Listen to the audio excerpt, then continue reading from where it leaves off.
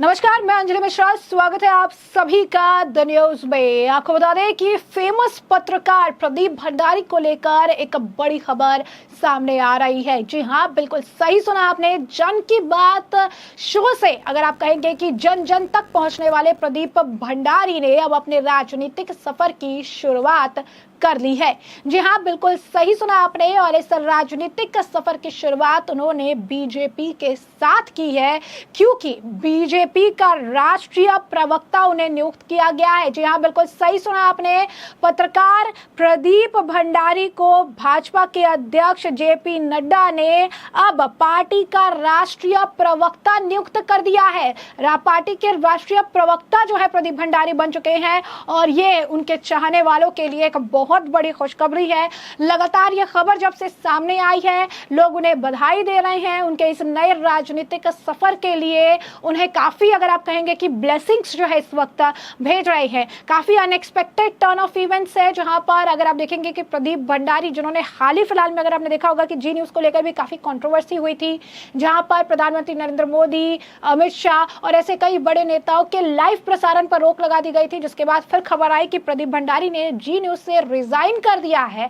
और इसके बाद एक लंबा ब्रेक जो है देखने के लिए मिला है। कहीं कुछ खबरें सुनने के लिए नहीं मिली, ऐसा कुछ आया नहीं कि प्रदीप भंडारी ने दूसरा चैनल ज्वाइन कर लिया है या फिर कुछ ऐसी, अगर आप कहेंगे कि अलग तरीके की खबरें उनके खिलाफ आई नहीं। और जब उन्होंने जी से रिजाइन किया, उसके बाद से उन्होंने लंबा ब्रेक लिया और अब एक राजनीतिक पारी की शुरुआत करते हुए नजर आ रही है। और एक बड़ी बात है कि राष्ट्रीय प्रवक्ता उन्हें घोषित किया गया है, यानी कोई स्टेट लेवल पर नहीं बल्कि नेशनल लेवल पर अब बीजेपी को वो रिप्रेजेंट करते नजर आएंगे। बीजेपी पार्टी के पास, जैसा कि हमेशा से आपने सुना होगा कि एक लाइन ऑफ बेटर प्रवक्ता जो है इनके पास है। बहुत बढ़िया बढ़िया अगर प्रवक्ता अगर आप देखेंगे तो बीजेपी के पास उनकी पार्टी को डिफेंड करने के लिए, उनकी चीजों को बताने के लिए एक बहुत बड़ा एग्जाम्पल जो है सुधांशु त्रिवेदी जी भी है। आपने देखा होगा कि कई बार जो है टीवी डिबेट्स में सुधांशु त्रिवेदी जी को अगर आप कहेंगे तो चलता फिरता गूगल कहा जाता है, क्योंकि इतने बढ़िया तरीके से चीजों को रिप्रेजेंट करते, इतने बढ़िया तरीके से अपनी पार्टी को आगे रखते, अपनी पार्टी की बातों को समझाते हैं और बहुत ही तर्क संगत बातें कहकर किसी भी, अगर आप कहेंगे विपक्ष के नेता को वहीं पर धराशायी कर देते हैं। और अब प्रदीप भंडारी, जिनका एक लंबा एक्सपीरियंस रहा है मीडिया फील्ड में, लंबा अगर आप कहेंगे कि करियर रहा है और बहुत शुरुआत से बहुत जमीनी स्तर से काम करते हुए एक ऊंचाई तक पहुंचे हैं। अपना एक शो भी उनका था जन की बात, और वो काफी लोगों पर अगर आप कहेंगे कि इम्पैक्ट डालता था। काफी फैन फॉलोइंग है, एक बड़ा और बढ़िया अगर आप कहेंगे कि मीडिया में इनका सफर रहा है और उतना अगर आप कहेंगे कि नॉलेज भी इनका बताया जाता है। और इसी वजह से अब कहीं ना कहीं लोग इसे एक बेहतर फैसला भी बीजेपी का बता रही हैं, जहां पर बीजेपी ने एक पत्रकार को मौका दिया है अब बीजेपी को रिप्रेजेंट करने का, उनकी पार्टी को रिप्रेजेंट करने का, वो भी नेशनल लेवल पर राष्ट्रीय प्रवक्ता नियुक्त किया गया जेपी नड्डा द्वारा।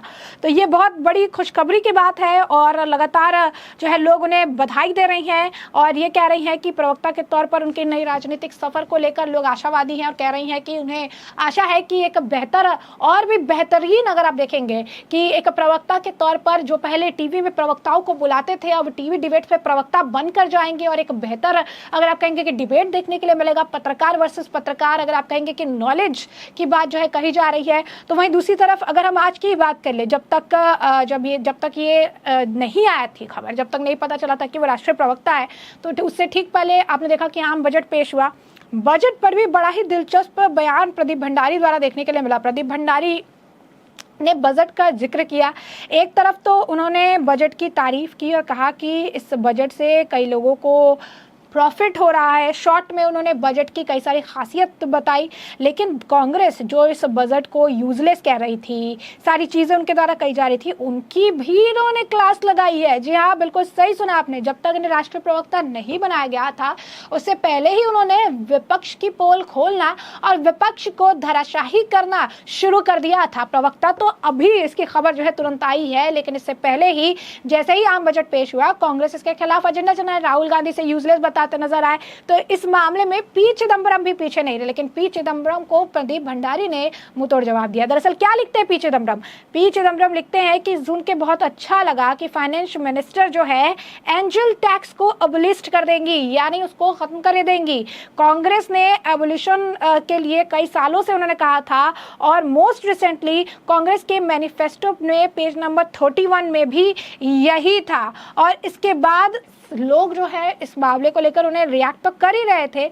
उसके बाद प्रदीप भंडारी ने पी चिदम्बरम के ट्वीट कर रिएक्ट करते हुए जो पोस्ट है उनका उस पर लिखा है कि ये तो आपने ही इंट्रोड्यूस किया था सर, तो आपको कब महसूस हुआ कि ये यूजलेस था, यानी कांग्रेस के सत्ता में ही पी चिदम्बरम द्वारा ही इस एंजल टैक्स को लागू किया गया था।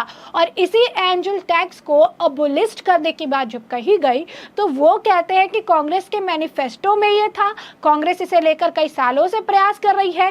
तो आखिर कांग्रेस किसके खिलाफ है? क्या कांग्रेस पी चिदम्बरम के खिलाफ है, या कांग्रेस को अब तक जब तक वो सत्ता में थी तब तक उन्हें समझ नहीं आया कि एंजल टैक्स अबोलिस्ट करना चाहिए? और पी चिदम्बरम जो खुद एंजल टैक्स को इंट्रोड्यूस करने वाले व्यक्ति है, आज कांग्रेस को बड़ा और ऊंचा दिखाने के लिए इस तरीके की टैक्स कर रही है, जिसके बाद यहाँ पर प्रदीप भंडारी ने उनको बताया कि सर ये तो खुद आपने इंट्रोड्यूस किया, तो आपको कब पता चला कि ये यूजलेस है जो चीज़ आप खुद कर रहे हैं? और आज जब उसको दूसरा कोई कर रहा है तो क्रेडिट लेकर किसी पार्टी को पर्टिकुलरली देने के लिए आप अपने आप को स्टेक पर रख रहे हैं, ये बात आपको नहीं समझ में आ रही है। तो साफ तौर पर अगर आप देखेंगे तो कहीं ना कहीं राष्ट्रीय प्रवक्ता बनाने से पहले ही जो है प्रदीप भंडारी ने विपक्ष का मुंह बंद करने का काम जो है शुरू कर दिया था। और आज आम बजट पर जिस तरीके से विपक्ष ने इस पर काफ़ी बयानबाजी की, तंज कसा, कुछ नहीं है, झुनझुना, पता नहीं क्या कुछ कहते नजर आए, तो उनमें से विपक्षी नेताओं ने जो इसे बढ़ा चढ़ा कर दिखाने का प्रयास किया, इस आम बजट को बेकार, यूजलेस बताया,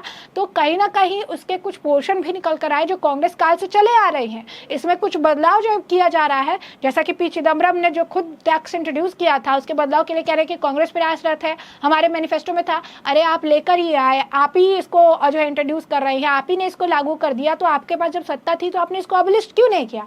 बीजेपी की सत्ता में आने तक का इंतजार क्यों किया? और अब अबलिस्ट कर रही हैं तो उसके लिए इतना बड़ा पोस्ट करके किसी और पार्टी के काम का क्रेडिट किसी और पार्टी को देने का प्रयास क्यों कर रहे हैं?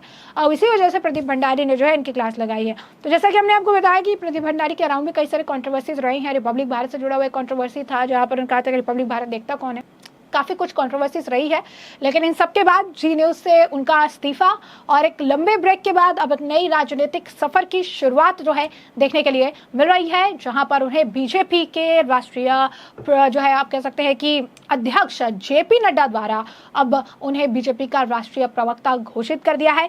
लगातार अगर आप देखेंगे तो लगातार इसे लेकर ट्वीट्स किए जा रहे हैं, लगातार प्रदीप भंडारी को इस वक्त लोग उन्हें बधाइयाँ दे रही हैं और बड़ी आशा की नज़र से उन्हें देख भी रहे हैं। कह रहे हैं कि प्रदीप भंडारी को राष्ट्रीय प्रवक्ता घोषित किया गया है और उन्होंने राजनीतिक समझ जो है काफ़ी उनकी रही है। यही नहीं, उद्धव सरकार के खिलाफ भी जब सुशांत सिंह राजपूत का मामला था उस वक्त भी प्रदीप भंडारी ने बहुत ही ज़बरदस्त तरीके से जो है इस मुद्दे को ज़ोरों शोरों से उठाया था, लगातार रिपोर्टिंग की थी और काफ़ी ज़्यादा उस वक्त भी उन्हें फेम और पॉपुलैरिटी मिली थी। उद्धव सरकार के खिलाफ भी उन्होंने मोर्चा खोल रखा था उस वक्त और महाराष्ट्र की राजनीति में हलचल मचा दी थी और एक बार फिर से विपक्ष की बोलती बंद करने के लिए मैदान में वो उतर आई हैं बीजेपी के राष्ट्रीय प्रवक्ता के। तो ऐसे में हमने आपको जो पूरा मामला है विस्तार से बताया। इस मामले पर अब आपकी भी जो राय है कमेंट सेक्शन में कमेंट करके हमें जरूर से जरूर साझा करिएगा। धन्यवाद।